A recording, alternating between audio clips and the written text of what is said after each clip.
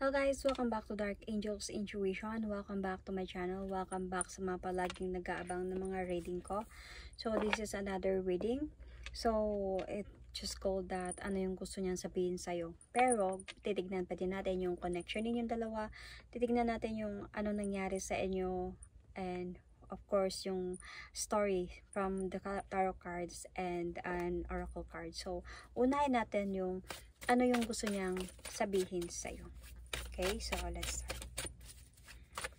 Ano yung gusto niya sabihin sa'yo? Hindi lahat maka-resonate sa reading na to, okay? So takes what resonates and leave the rest.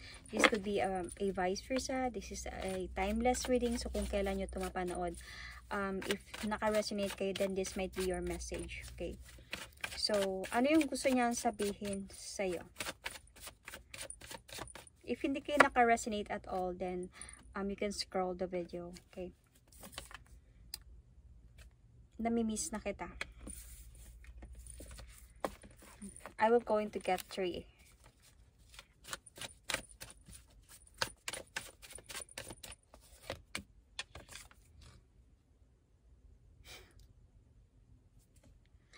Bitawan na natin ang isa't isa. Bakit?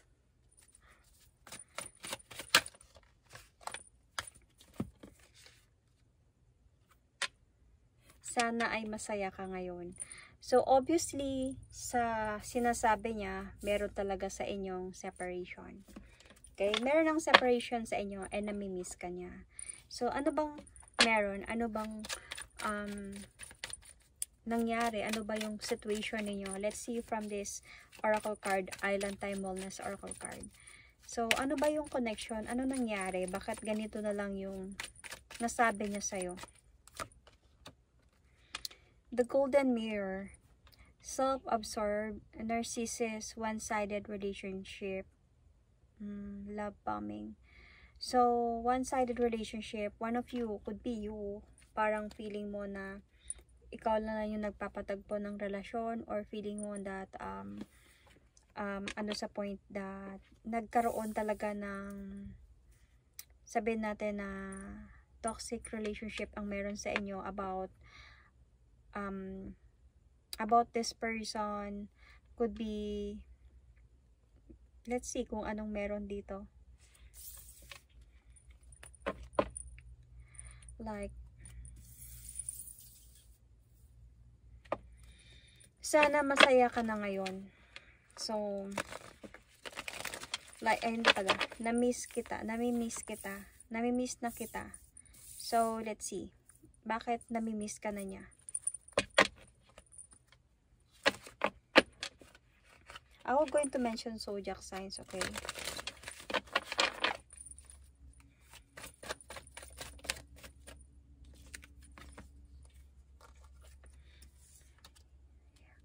Namimiss ka nga talaga niya. This is the 6 of Cups. Sorry. Na ano yung nalubat ako. Anyway, this is a 6 of Cups, and this considered to be the card of like namimiss mo yung tao. So, itong person na kasi na to might be an Aries, could be a someone matured person who has a responsibility in life. I can sense that this person did really love you. And minahal ka talaga nito, and parang honestly, even if umalis na siya emotionally, meron pa din siyang feeling na gusto niya pa din sana ng new beginning with you. But the thing here is, hindi kayo nagkakaunawaan kasi nito eh. Parang because of merong narcissist doon sa oracle card, could be dahil nag-aaway talaga kayong dalawa. I don't know who felt like parang one-sided relationship. Is it you or is it this person? Pwedeng vice versa kung saan kayo naka-resonate, okay? So, parang merong away. Palagi kayo nag-aaway, and nakakapagod na away talaga to. Kaya one of you walk away calmly para walang gulo. So, definitely merong na-involved dito another person sa inyong dalawa. And honestly, gusto ka pa din niya ipaglaban. Gusto pa din niya ipaglaban yung relasyon ninyong dalawa. Kaya nga namimiss ka na niya eh. Pero, gusto niya lang. Okay? Parang kung plano-plano niya lang. Pero, wala siyang balak or wala pa siyang plano or wala pa siyang iniisip or gagawa ng action about this. Okay. I think kasi nung umalis siguro to siya, nakapag-decide na talaga to siya. Kaya ganito. Kasi meron dito bitawan na natin ang isa't isa. So, bitawan na natin ang isa't isa. Why? Let's see. Mahirap na shuffle tong card na to kasi sobrang luma na. Bitawan na natin ang isa't isa. Meron na talagang sa inyo. Like, separation. Parang ganito yung nararamdaman ko sa reading na to. It's better for us to separate kaysa mag-away lang tayo palagi. Parang ito yung naramdaman ko.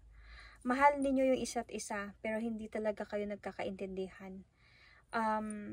Kaya parang, para sa kanya, lalo na if you're dealing with Aries, ganito sila. Kaya nilang magparaya. Kaya nilang magpalaya ng isang relasyon or ng isang tao sa buhay nila para lang to have the freedom. Freedom para sa kanila, freedom para sa'yo din. Lalo na if you're dealing with Aries. Nandito kasi yung Aries card. So, para sa kanya kasi, it's better this way kaysa sa nasasaktan natin yung isa't isa. So, kaya bitawan na natin ang isa't isa. Better na ganito na lang yun. Kasi, wasak na kayo Parang dahan-dahan kayo nawawasak dalawa sa pag-aaway ninyo. Kaya, there is already really like a separation. Feeling ko meron pang betrayals dito. Something like that. Hindi na kayo nagkakaintindihan. And very much confused na sa isa't isa sa inyo dito. This person is might be na did really cheated on you. I don't know if he cheated on you with a new one or a past one. Pero this person did really cheated on you. And masyado siyang friendly na tao or masyado siyang flirty na tao. Ano siya, parang on your part, hindi mo yun naiintindihan sa kanya na ganun siya. Parang on your part, gusto mo, ikaw lang yung ipaprioritize niya. Sa'yo lang siya mag-focus, sa inyo lang dalawa, sa relasyon nyo lang dalawa. Ganun yung gusto mo, na mag-iisip siya ng future ninyong dalawa, mag-iisip siya ng palagi ng about sa inyong dalawa. Pero, hindi parang andun sa point na nakikita mo sa kanya that nakikipag-usap siya sa iba, might be GC, group chat, and friendly, mga friends niya, lalo na pag this person is with his friends, is parang minsan nababaliwala kayo yung feeling mo, and palagi kayo nag-aaway because of that. So, hindi kayo nagkakaintindihan talaga.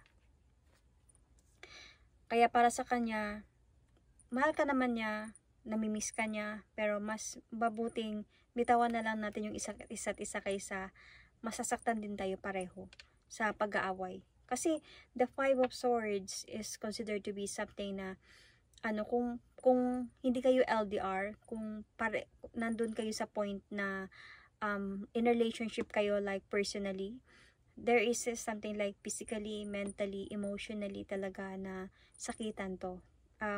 Mental pain or basta pagdating sa 5 of Swords kasi nakakapagod na away talaga to. So, sana masaya ka na ngayon. Or sana masaya ka ngayon. Let's see why.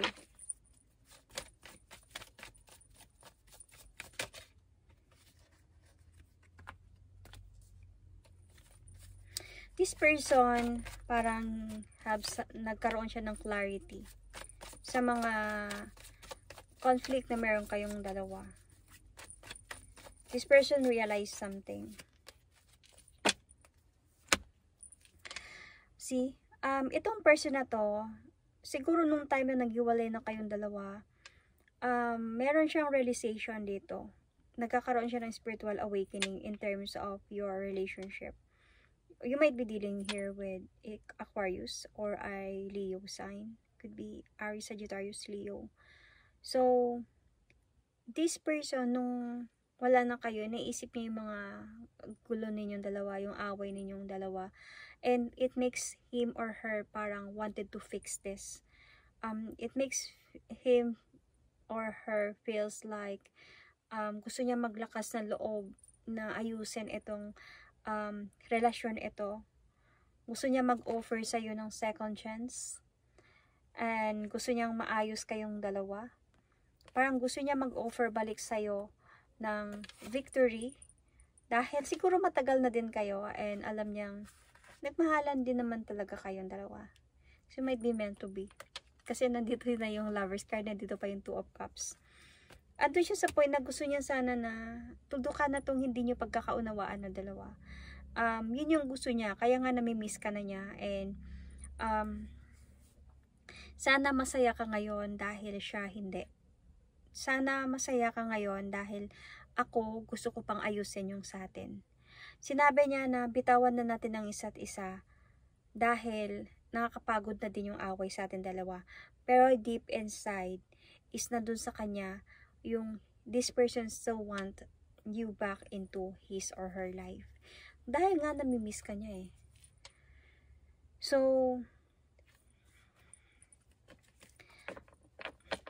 dito natin makita or malaman kung ano ba talaga ang lagi ninyong pinagkakaawayan. Tama ba? Ano ba yung lagi ninyong pinag-aawayan?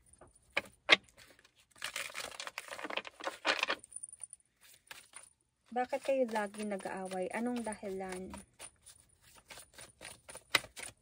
Well, obviously, I can really see another person involved here because there is betrayals.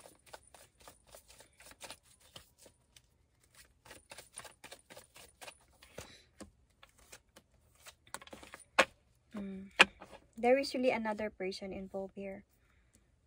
Babae or lalaki. Could be babae, lalaki because this is a general reading para to sa lahat.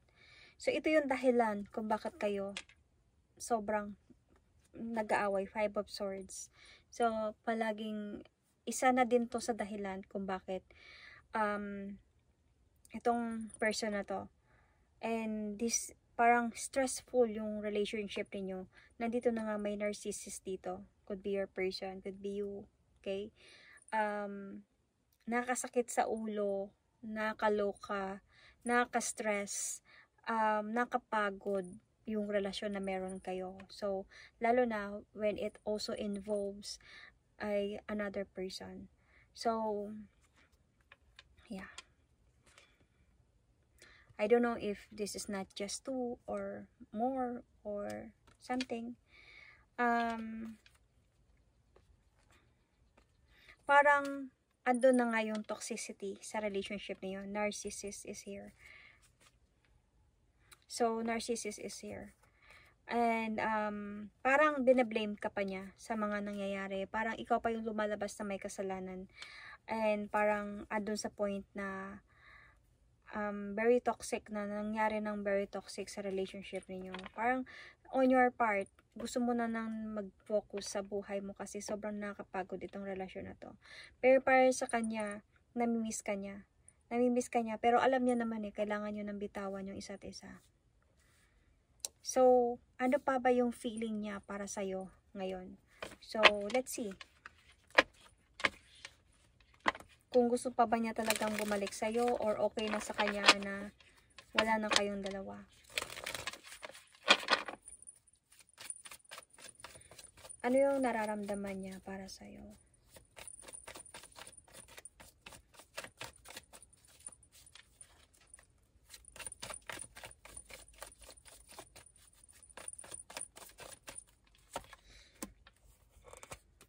Soldier. Hindi siya nakakatulog sa kakaisip sa'yo. Gusto pa rin niyang bumalik sa'yo. So, hindi siya nakakatulog sa kaisip sa'yo.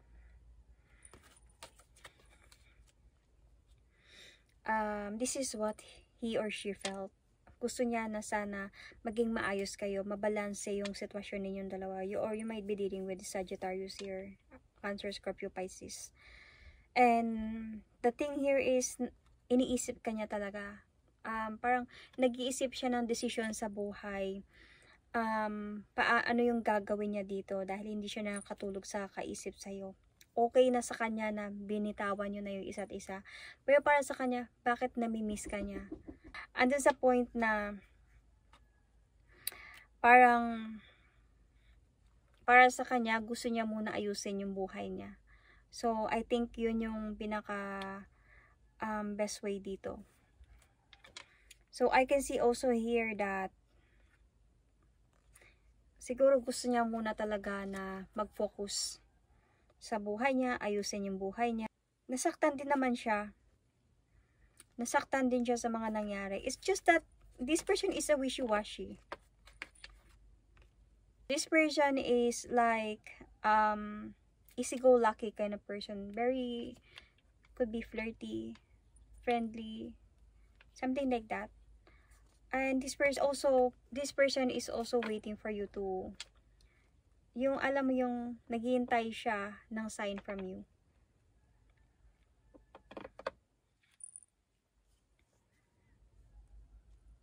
Meron pa din talaga siyang feeling that he wanted to come back to you.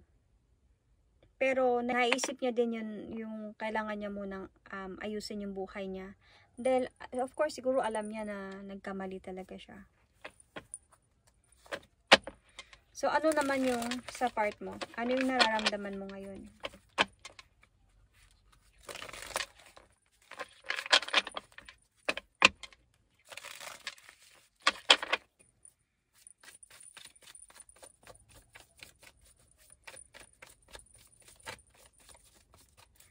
Ano yung nararamdaman mo ngayon?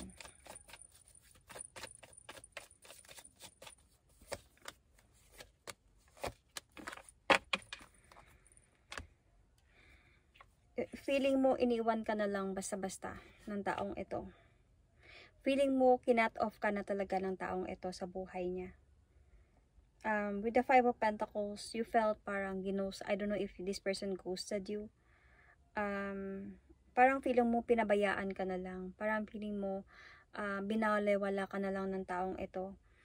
And parang adun sa point na hindi ka na sure kung babalik pa ba siya. Yun yung naramdaman mo dahil siya mismo yung nag-cut off sa'yo.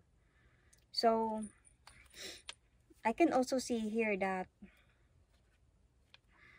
meron na din clarity sa'yo that parang clear na sa'yo ang lahat. Yun yung feeling mo na very much naging imbalance yung relasyon ninyong dalawa. And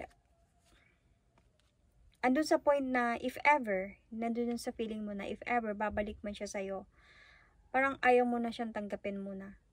Parang ayaw mo na siyang tanggapin kung sakali man kasi siya din naman yung umalis eh. Siya yung nagpabaya. Siya yung naging mapabaya. Tama ba? Siya yung naging babaya sa relasyon ninyong dalawa. So, if ever that, kung babalik siya sa'yo, parang feeling mo kung hindi pa siya nagbago, kung walang improvement na nagbago na siya, hindi ko siya tatanggapin. Parang yun yung nararamdaman mo dito. Parang you really wanted to decide. Na-trap ka din talaga sa situation eh. Siguro nung mga times na sobrang anggulo ninyong dalawa, nalaman mo na din na may iba. Nalaman mo na din yung maiba na adun ka din sa point na naging option lang pala ako sa buhay niya. But for him or for her, hindi, you are special. Kasi, na-miss ka niya eh. Naisip ka din niya.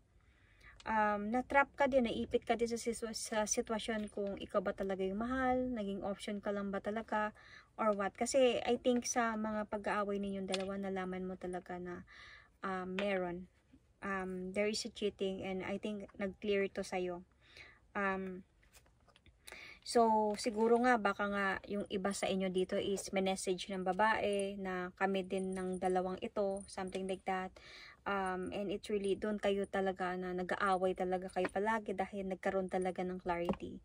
And it feels like on this person's side is like nagiging issue-go-lucky lang siya, issue-washy. Lalo na if this person is narcissistic kind of person. Parang sinisisi niya pa sa'yo kung bakit naging ganito yung relasyon ninyong dalawa. Kasi ikaw ganito eh. Kasi ikaw ganyan. So, kaya nandun din sa piling mo. Kung babalik pa siya, hindi ko muna siya tatanggapin. Kasi, kung babalik siya at hindi ko nakikita yung maturity sa kanya, then, hindi ko pa siya tatanggapin. Total siya din naman yung bumitaw eh. Siya yung parang feeling ko pinabayaan niya lang din ako. Siguro naging option lang talaga ako sa buhay niya. Ganun yung mga nararamdaman mo. So, ano yung kailangan mong malaman about this connection ninyong dalawa? Let's see. So, you might also be dealing with Libra, Gemini, Aquarius.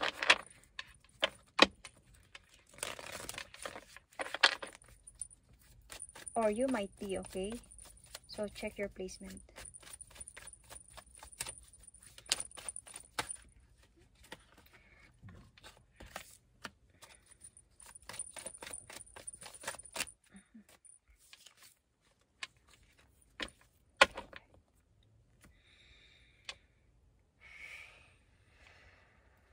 Okay.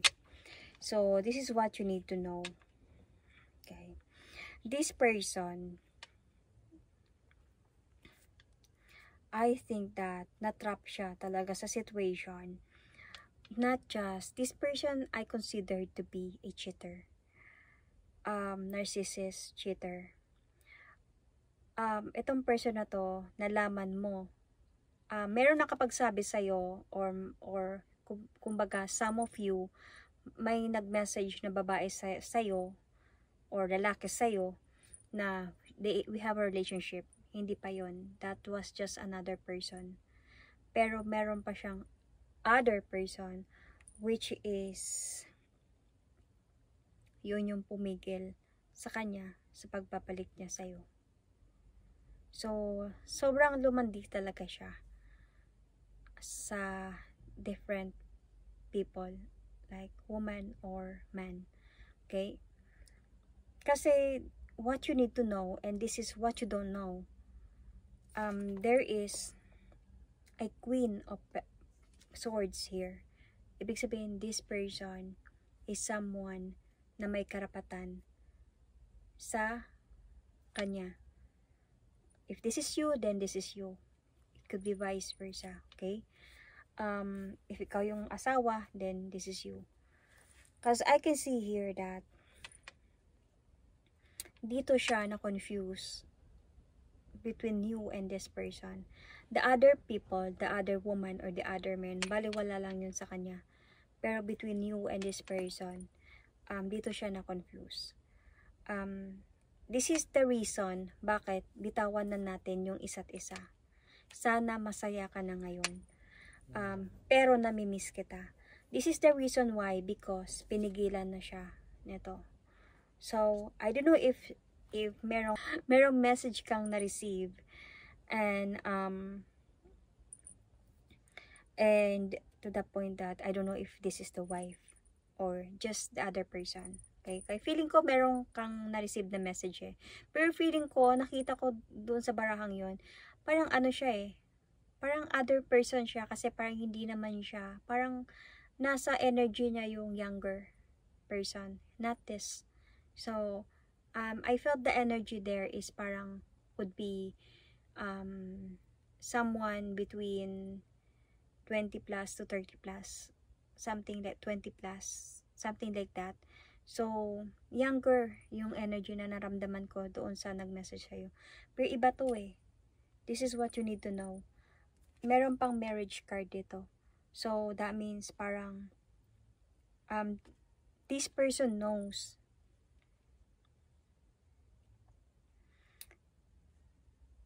Itong person na to, alam niya, and dito siya na-trap. Dito siya may fear. Dito siya na-trap sa sitwasyon na to. So, I don't know if clear to sa'yo or what. Parang gusto niya nang mag-move forward towards here. And this is the reason, most reason kung bakit hindi na siya bumalik sa'yo. Kasi kung about lang sa the other woman, or sa other na, yung mga ka-fling-fling niya lang, hindi yun reason eh, para hindi siya bumalik sa'yo. Pwede siyang bumalik sa'yo kung yun lang, pero ito yung pumigil talaga sa kanya.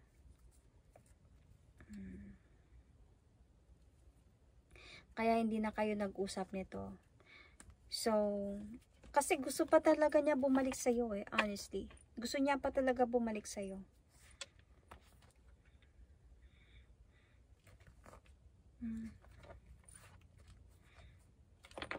Kaya lang pagbabalik kasi siya sa'yo, parang wala ding mangyayari. he or she was going to cheat on you. Tama na yung decision mo. Tama na yung nararamdaman mo na hindi mo na siya tanggapin kung sakaling babalik pa siya sa'yo.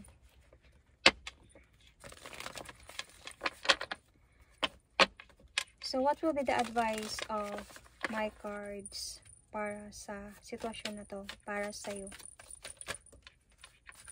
Somebody will come. Merong darating sa'yo.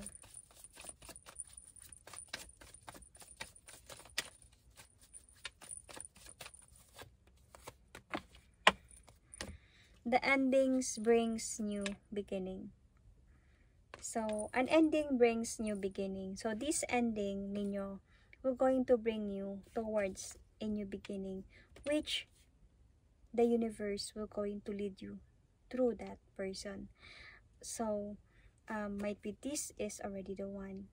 Okay? So, might be this is your friend. This is one of your friends. This could be one of your office mates or katrabaho.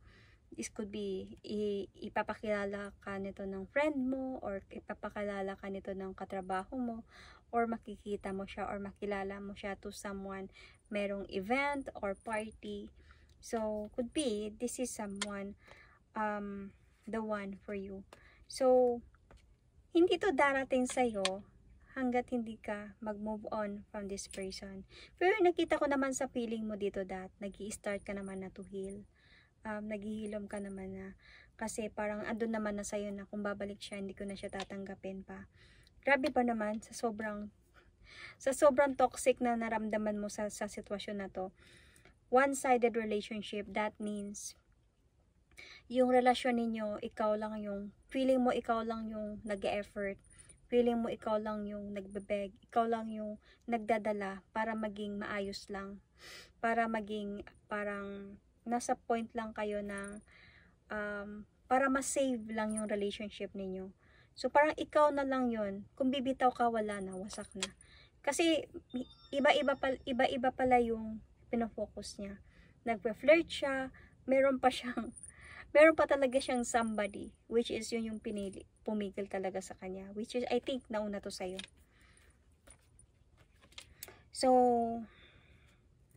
merong darating, and that is parang gusto sabihin sa'yo ng tarot cards, don't worry, lahat yan plano ng Diyos, okay? The universe is guiding you, preparing you, giving you this situation, giving you this test, for you to be prepared sa mga darating na tao na para sa'yo, that which is guided by the universe. So an ending, this ending will going to give you a new beginning in your life, which is you will going to like it.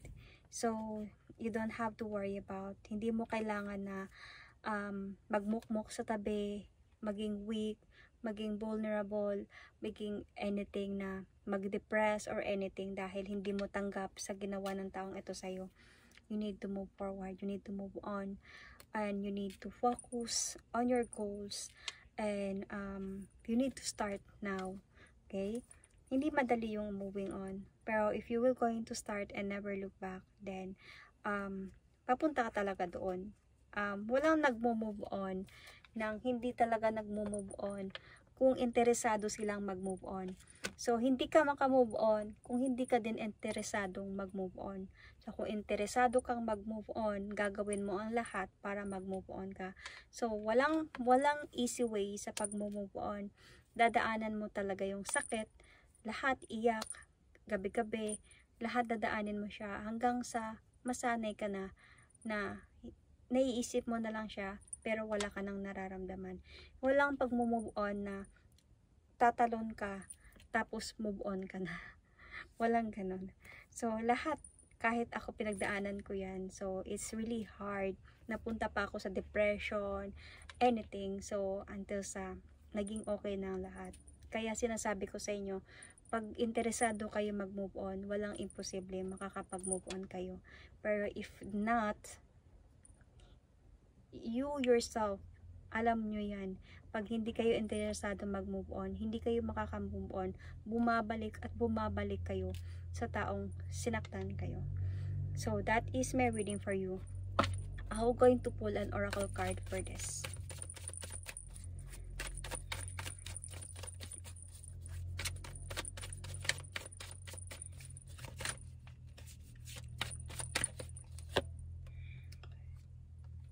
Make the effort.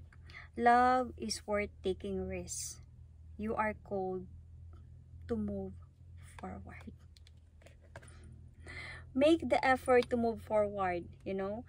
Okay, love is worth taking risks. So, if you love this person, you need to take the risk to move forward. You know, ganun lang yun. Mahal kita, so bibitawan kita. Dahil mahal kita, I will not hold on anymore. Go kung saan ka masaya. That is my reading for you. Thank you and God bless.